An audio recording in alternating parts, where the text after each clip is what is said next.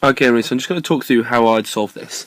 It's a particularly tricky question. When it says to you, has just enough food to feed X pigs for Y days, that doesn't seem to have make a lot of sense when we're talking algebraically. So what I always do is I think of a number of pigs he could have had, so I'm going to go with 3. It's just a pure random guess, okay?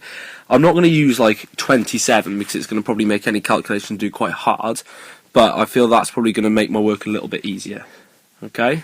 So if I come over here, again for y days, I don't know when it comes to algebra. Let's just put some numbers in, see what we do with numbers, and then try and relate it to algebra. So I said think of a number of days. I've just gone with 4, and then z pigs I've gone with 6 pigs.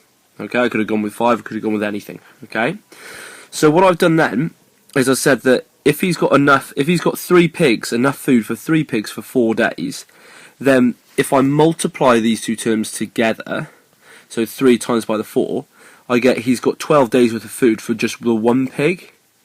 So from there, that 12 days worth of food, I've divided it by 6 because it was 6 pigs I said here, would be enough for 2 days worth of food. And if I thought about that logically, if you had 3 pigs and you had enough food for 4 days, then if you had twice as many pigs, it probably does make sense that you'd have half as much or half as many days, wouldn't it? So if I had 3 pigs, 4 days, 6 pigs, 2 days.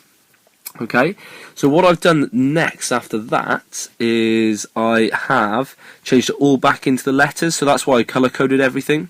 So the 3 was to do with x, so I just changed that back to an x, times by the 4, which was y, so x times y, divided then, once I had that answer worked out, I divided it by z.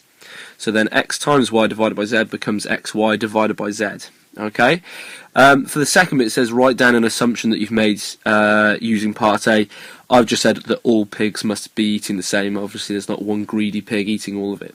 Okay, particularly tricky question. Had loads of people over the last couple of years ask me about this one as well. It's a good question to ask.